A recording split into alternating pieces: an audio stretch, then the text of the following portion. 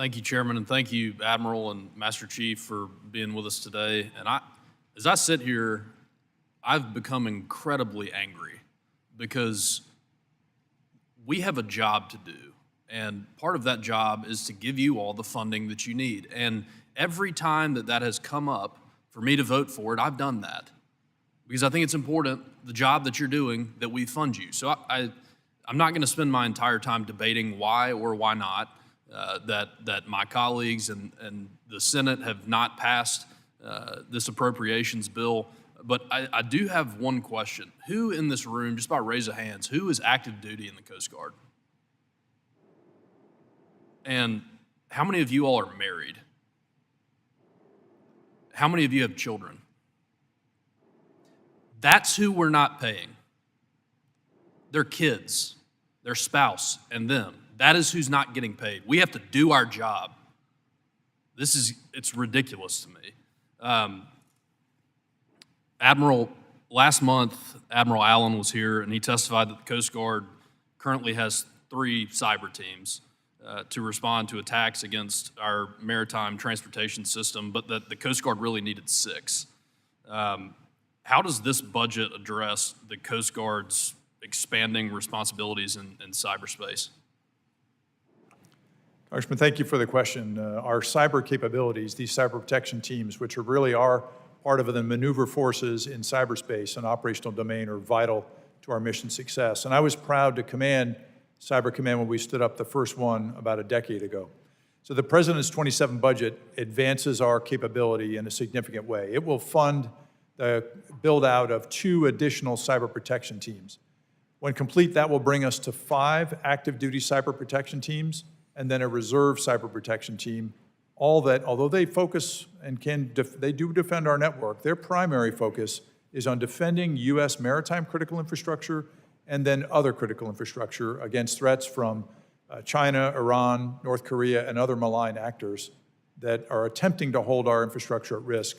But with the strong support of the work of the Coast Guard, in conjunction with CISA and U.S. Cyber Command, we will ensure that the U.S. Cannot be held at risk by adversaries. In your written testimony, you discussed an incident in which 3 of our Coast Guard cutters chased away some Chinese vessels that were operating near the U.S. extended continental shelf in the Arctic. How often is the Coast Guard confronting Chinese or Russian vessels in the Arctic? It's a common occurrence, sir. So the last year, these 5 were hovering and conducting research, and then we expect also illicit activity that threaten U.S. sovereignty just outside our 200-mile limit of the exclusive economic zone. So do you know what they were researching? Sir, I would like to be able to follow up with you in a closed session so we can provide more detail at the classified level. Okay. Does this budget adequately lend additional resources for Arctic security? Yes, sir, it does. So first of all, it provides the $306 million for home porting of the first 2 Arctic security cutters that will be delivered by the end of 2028 to meet the President's direction, and they'll be home ported in Alaska, in the Arctic. And then it will also fund additional missionization of the commercial icebreaker Storus, which we commissioned last August and immediately went up. It was one of the 3 that chased those 5 Chinese research vessels out. How has the Storus increased our capability to confront these Chinese and Russian vessels?